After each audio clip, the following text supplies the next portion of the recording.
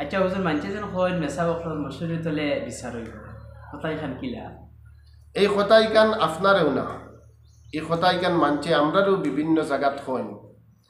আর কোন উদ্দেশ্য হইন জানি আর না, কিন্তু খোয়ার লেহজা হিসাবে বুঝোয়া যায় যেন বলে বেইজ্জতির নজরে, এহানতির নজরে হইন।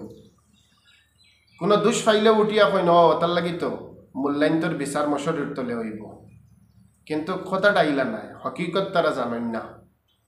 শাহ আব্দুল আজিজ মুহাদ্দিসে দেহলভী রহমতুল্লাহ আলাইহিয়ে তান কিতাবর মধ্যে লেখরা যেন তোমাতান ইলমর ইহানত করিও না। আর ইলম ইয়া তখলগি কোরআনর ইলম, হাদিসর ইলম। তোমাতান ইলমর ইহানত করিও না, আর উলামা আখলরে বেইজ্জতির নজরে তোমাতান চাইও না। যদি তোমাতান ইলা করিলাইছো তাহলে তোমাতান কুফুরি কাম করছো। কত বড় কথা লেখছেন তান কিতাবর মধ্যে। আর আমরা যে তবলিগ করি এখন, এই তবলিগের বাণী ইয়া তখলগি মৌলানা ইলিয়াস রহমতুল্লাহি আলাইহি।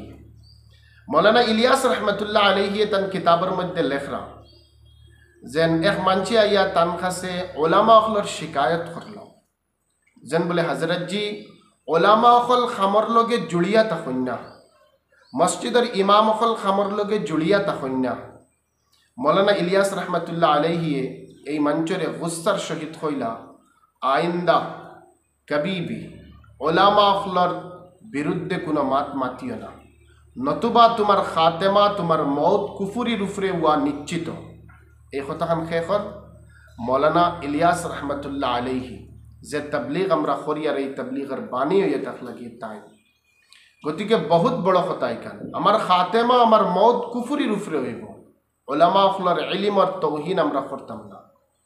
গতিকে হাদিস শরীফের মধ্যে আরও ফজিলতার ওলামা সম্পর্কে, যেন ওলামা আখল হইয়া থাকলাগি নবী আখলার ওয়ারিস, আর নবীর ওয়ারিস তো দন সম্পত্তির নাই, ইলিমর ওয়ারিস। ওটার লাগি কইছেন ইলিমর ইহানত আর ওলামা আখলার তৌহিন তোমাতান করিও না। গতিকে মেইন যে কথা যেন মেসা বকলর বিচার মশরির তলে, ইকানোর মুরাদ হইয়া থাকলগি আল্লাহ পাকে ওলা ইজ্জতর সহিত ওলামা আখলর মেসা বকলর বিচার করবা, যেন পর্দার ভিতরে করবা। মশরির ভিতরে মতলব হইয়া থাকলগি পর্দার ভিতরে করবা। আম মঞ্চর জেলা হাসরের মাঠ ময়দানের মধ্যে আম মঞ্চের সামনে বিচার হইব, ইলা ওলামা আখলর হইতো না, পর্দার ভিতরে হইব। মশরির ভিতরে মতলব পর্দার ভিতরে ইজ্জতের সহিত আল্লাহ পাকে ওলামা আখলর বিচার করব। আর আল্লাহ পাকে বিচার করিয়া ঘোষণা করব ও ওলামা আখলর জামাত হল, তোমাতান যত গুনাহ করো না কেন লা উবালি, আমি আল্লাহ কোনো পরোয়া করি না। তোমাতান দে কোরআনওয়ালা ইলিম আর নবীওয়ালা ইলিম, হাদিসের ইলিম, কোরআনের ইলিম তোমাতান্ডে দান করছি আমি, কথার লাগি না যেন জাহান্নামের আগুনের মধ্যে জ্বালাইতাম।